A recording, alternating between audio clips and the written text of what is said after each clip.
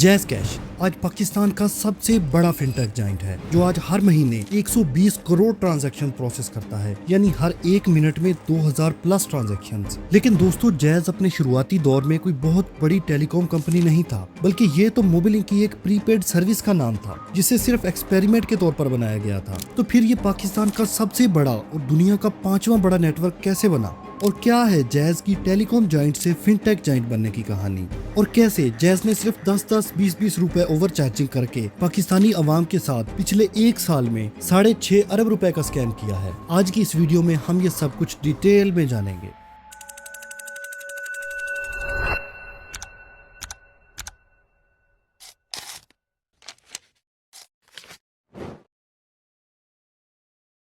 साल 1994 Motorola company Pakistan के उस वक्त के एक बिजनेस टाइकून सैफ ग्रुप के साथ मिलकर मोबिलिंक के नाम से पाकिस्तान में एक टेलीकॉम कंपनी स्टैब्लिश करते हैं। उस पर्टिकुलर टाइम पर पाकिस्तान में मोबाइल फोन्स अभी इतने एडवांस नहीं हुए थे। उस जमाने में पाकटेल और इंस्टाफोन एम्प्स नेटवर्क के साथ पाकिस्तान में ऑपरेट कर रहे थे, जिसके काफी ड्रॉबैक्स थे। एम्प्स टेक्नोलॉजी का सबसे बड़ा ड्रॉबैक ये था कि ना तो उसमें सिम इस्तेमाल होती थी और दूसरा एम्प्स के हैंडसेट्स की रीसेल वैल्यू सिरे से थी ही नहीं। अगर किसी ने अपना हैंडसेट स्विच करना होता था तो पुराना हैंडसेट बहुत कम कीमत पर बिकता था। मोबिलिंक ने इसी चीज को आइडेंटिफाई करते हुए GSM टेक्नोलॉजी को इंट्रोड्यूस किया, यानी सिम को इंट्रोड्यूस किया।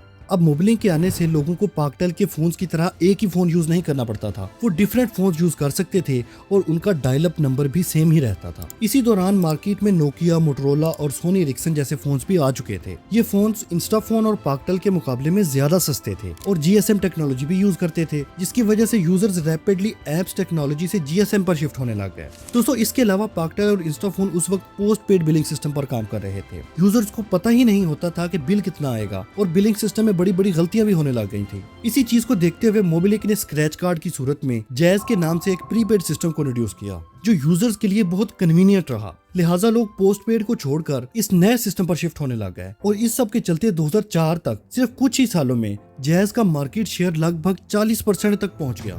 और यहाँ एंट्री होती है आमिर हफीज इब्राहिम की। उनकी जिम्मेदारी थी मोबिलिंक में एक अच्छी पोजीशन पर रहते हुए उनकी प्रीपेड सर्विस जैज़ को मजीद इम्प्रूव करना। दोस्तों, ये 2007 आते आते मोबिलिंक के टोटल कस्टमर्स में से 95% प्रीपेड यूजर्स थे, यानी उनकी सर्विस जैज़ के कस्टमर्स उनकी बाकी तमाम सर्विसेज से ज्यादा थे। लेकिन इसी बीच ये 2007 में ही मोटरोला अपने 69% शेयर इजिप्ट की एक कंपनी ओरेस्कॉम को सेल कर देते हैं और कुछ महीनों बाद ही सैफ ग्रुप को भी अपने बाकी के शेयर ओरेस्कॉम को सेल करने पड़ जाते हैं। मुबैना तौर पर कहा जाता है कि चूंकि इन्हीं सालों में पाकिस्तान में आए दिन दहशतगर्दी की वजह से हालात बहुत खराब थे, इसलिए पाकिस्तान की एस्टेब्लिशमेंट ने ही टेलीकम्युनिकेशन को कंट्रोल करने के लिए उस वक्त के पाकिस्तान के सबसे बड़े टेलीकॉम जाइंट को अपने ही लोगों से परचेज करवाया था। बहरहाल सिर्फ 3 साल के बाद ये 2010 में ओरेस्कॉम ने अपने सारे शेयर्स और तमाम एसेट्स एक डच कंपनी वियोन को $6.5 बिलियन में सेल कर दिए, जिसके साथ ही मोबिलिंक पाकिस्तान का सबसे बड़ा और दुनिया का 5वां बड़ा टेलीकॉम ऑपरेटर बन जाता है। दोस्तों, इसी दौरान दुनिया आहिस्ता आहिस्ता मोबाइल वॉलेट पर शिफ्ट हो रही थी, लेकिन पाकिस्तान में अभी इस चीज का कॉन्सेप्ट ही नहीं था। उन दिनों बैंक टू बैंक ट्रांसफर तो इजीली पॉसिबल था, लेकिन डेली रूटीन की ट्रांजैक्शंस जैसे किसी को अर्जेंट पैसे भेजने हो या यूटिलिटी बिल्स की पेमेंट हो, वो अभी भी बैंक से ही हो रही थी, जिसकी वजह से बैंक्स में बहुत ज्यादा रश होता था। चंद मिनटों के काम में घंटों लग जाते थे।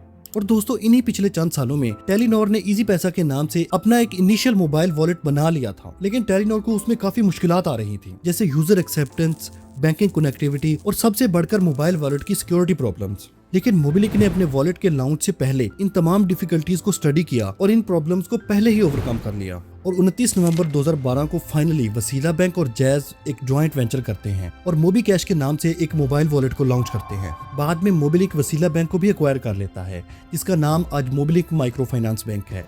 इनिशियली मोबी कैश को लेकर यूजर्स का रिस्पॉन्स काफी अच्छा आता है, बिकॉज इसमें वो वाली खामियां नहीं थी जो इजी पैसा में आ रही थी। इसलिए कुछ ही सालों में मोबी कैश का यूजर बेस मिलियंस तक पहुंच जाता है। दोस्तों, मोबिलिंक को सबसे बड़ा ब्रेक थ्रू उस वक्त मिला जब ये 2016 में वियोन ने वारिद को एक्वायर किया। इसी एक्विजिशन के बाद मोबिलिंक और वारिद को रीब्रांड करके फाइनली जैज़ का नाम दिया गया और मोबी कैश का नाम चेंज करके जैज़ कैश कर दिया गया, क्योंकि उस वक्त पाकिस्तान में मोबिलिंक से ज्यादा लोग उनकी सर्विस जैज़ को जानते थे। लिहाजा मार्केटिंग स्ट्रेटजी लगाते हुए कंपनी का नाम मोबिलिंक वारिद से चेंज करके जैज कर दिया गया और यहीं से जैज की बागडोर आमिर हफीज इब्राहिम के हाथ में आती है, जो सीईओ बनते ही जैज को 4G स्पेक्ट्रम पर लाने की कोशिश शुरू कर देते हैं, जिसमें वो जल्दी सक्सेसफुल भी हो जाते हैं और जैज ऐसा करने वाला पहला पाकिस्तानी टेलीकॉम ऑपरेटर बनता है। इसके अलावा इन्हीं सालों में पाकिस्तान में फ्रीलांसिंग भी स्टार्ट हो रही थी और पाकिस्तानियों को एक ऐसा वॉलेट चाहिए था जिसमें वो बगैर किसी बैंक के झंझट के डायरेक्टली पेमेंट्स रिसीव और सेंड कर सकें। इसके लिए जैज कैश पेयोनियर के साथ कोलैबोरेशन करता है, जिसकी वजह से जैज कैश के यूजर्स का नंबर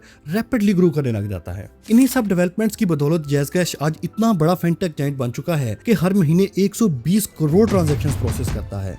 लेकिन दोस्तों, ये तो थी कहानी जैज और जैज कैश की सक्सेस की। लेकिन अब हम बात करेंगे पाकिस्तान की हिस्ट्री के सबसे बड़े टेलीकॉम फ्रॉड की।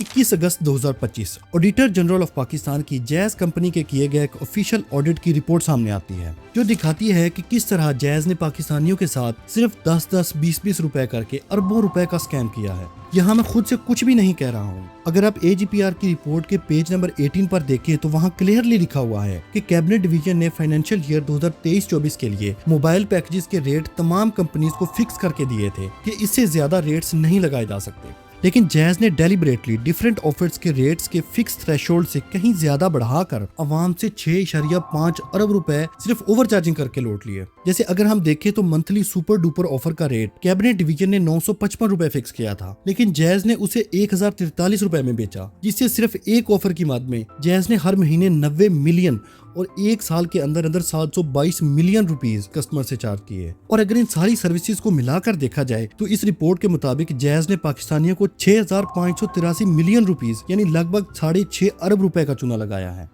इसी रिपोर्ट को अगर हम फर्दर पढ़ें तो वाज़ेह तौर पर देखा जा सकता है कि पीटीए भी इसके अंदर बराबर का शरीक है, क्योंकि पीटीए ने रूल्स को वायोलेट करते हुए जैज को 15% की इंक्रीज का ब्लैंकेट अप्रूवल दिया, जो कि रूल्स के बिल्कुल खिलाफ था। लेकिन दोस्तों, जब ये बात मीडिया में ब्रेकआउट हुई तो पीटीए ने गलती मानने की बजाय उल्टा AGPR की रिपोर्ट को ही गलत बताया और मीडिया में ब्रेक होने वाली इस न्यूज को भी मिसलीडिंग बताया। बहरहाल मेरा काम था आप लोगों को इस बात से आगाह करना, क्या सच है और क्या झूठ। आप इसकी खुद रिसर्च कर सकते हैं और अगर आप चाहते हैं कि मैं इस पर एक डेडिकेटेड वीडियो बनाऊं तो मुझे कमेंट्स में जरूर बताइएगा। ये थी कहानी जैज और जैज कैश की सक्सेस की। अगर आपको ऐसी और कहानियों में इंटरेस्ट है तो मेरे चैनल पर जाएं, आपको बहुत अच्छा कंटेंट देखने को मिलेगा। अल्लाह हाफिज।